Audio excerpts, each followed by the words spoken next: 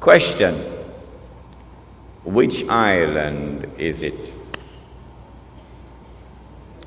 Before we attempt to answer the question, let us turn to another hadith, another statement of the Prophet ﷺ, which is of crucial importance. It is also in Sahih Muslim. He said that when the Antichrist is released, he will live on earth for 40 days.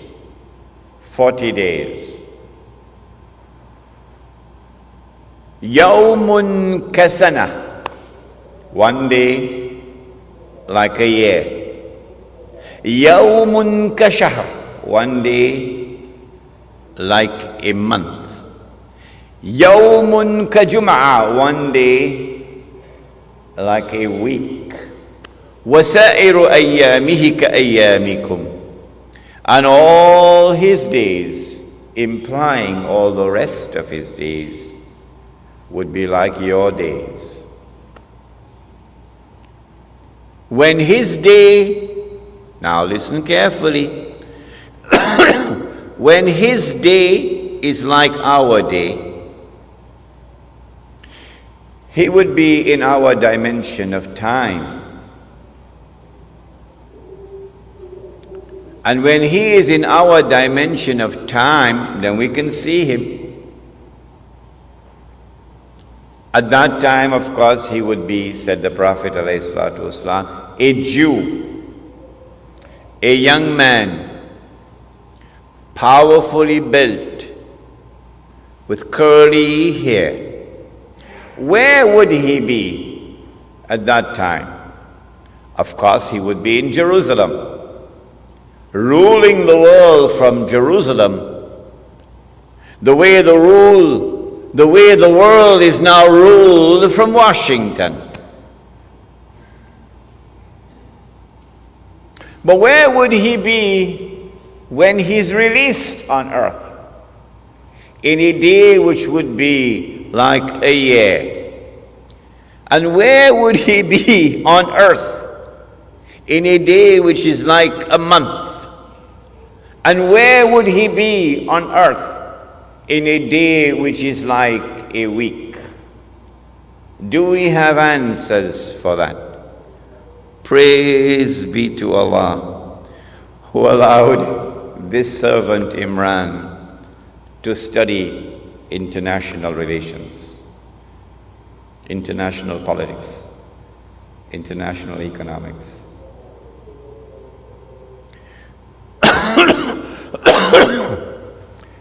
The answer, of course, is that when he's released on earth, he would be on that island.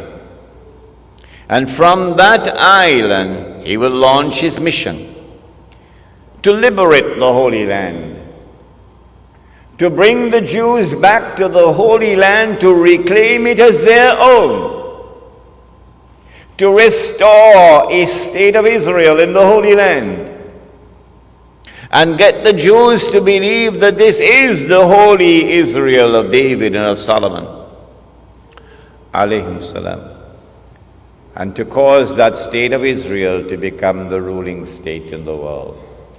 Which island is it? This is my answer. You do not have to agree with me. You are free to differ with me. But you cannot say that I am wrong until you can tell me what is the right answer. That's fair, isn't it? That's fair, isn't it? Come on, answer me. You cannot say that I am wrong until you can tell me what is right.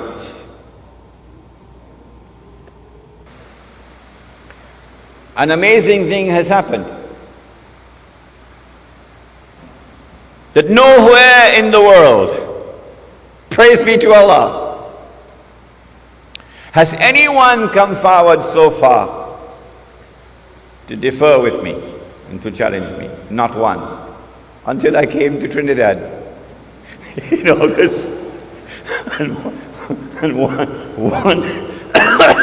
one fellow in Trinidad challenged me. In November of 1917, the British government did something which was incredibly strange and mysterious. A Britain which is now the prince of the secular world. The secular world takes religion out of politics. And Britain is the prince of the secular world.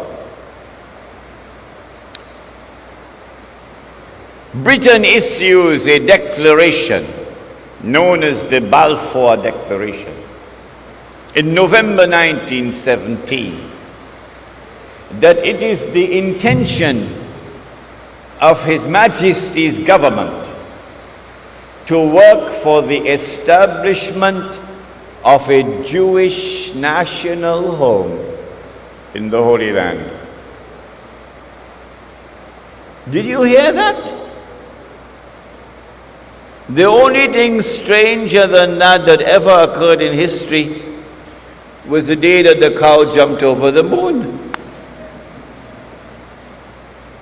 Why would a secular state, which leads the world of secular states, declare its intention to work for the establishment of a Jewish national home, meaning a Jewish state,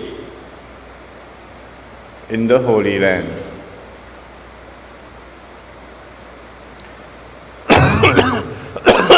2 months later, this was October 1917, in December 1917,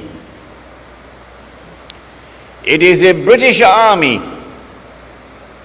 led by General Allenby,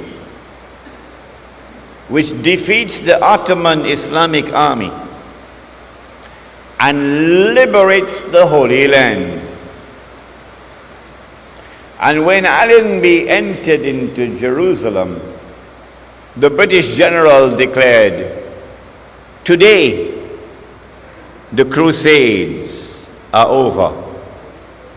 Oh, but the Crusades were supposed to have been Christian wars. And you are now a secular state. You're not a Christian state, you're a secular state. How come a secular Britain is continuing a crusade started by the Pope 1,000 years before? That's strange. That is incredibly strange. Between 1918 and 1948, it is the island of Britain which ruled over the Holy Land on a mandate conferred by the League of Nations. And during that period of time, with tremendous deception,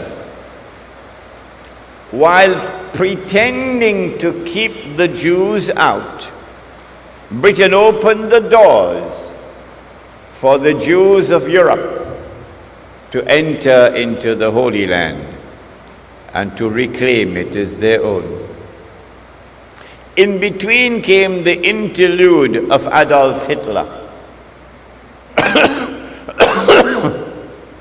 which speeded up the movement of the Jews from Europe to the Holy Land. In 1948,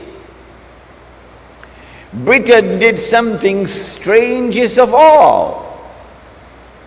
Britain is a state with a tremendous commitment to the rule of law. And so every time Britain decolonized, there was always an insistence of a legal transfer of power.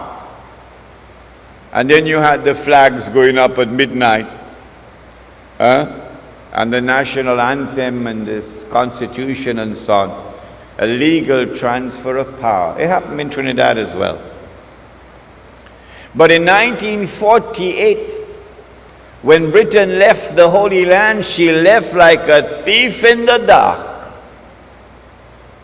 For the first time, for the only time in British history, there was no legal transfer of power from Britain to the successor state.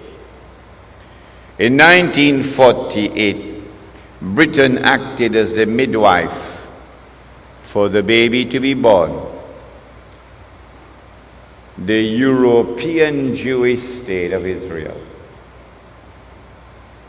And so my answer is that that island of Tamim ud-Dari is Britain.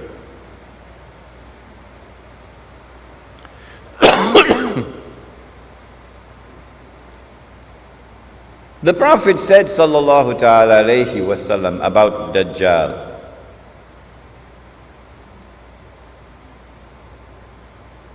that he would ride on a donkey,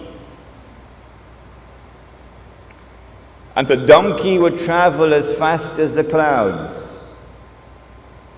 and the donkey would have his ears stretched out wide.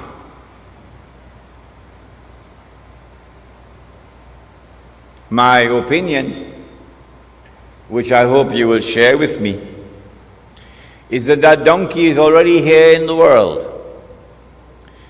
This is religious symbolism with which we began the lecture. The donkey is the modern aircraft.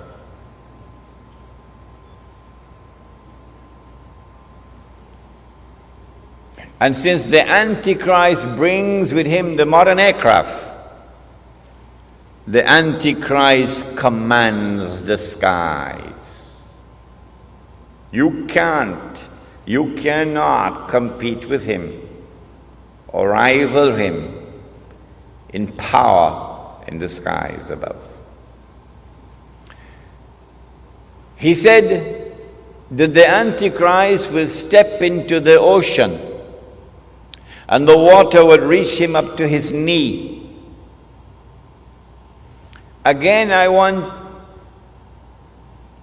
to suggest to you that we are dealing with religious symbolism here. It is not to be understood literally as a donkey. It is not to be understood literally as a man who is a few miles tall.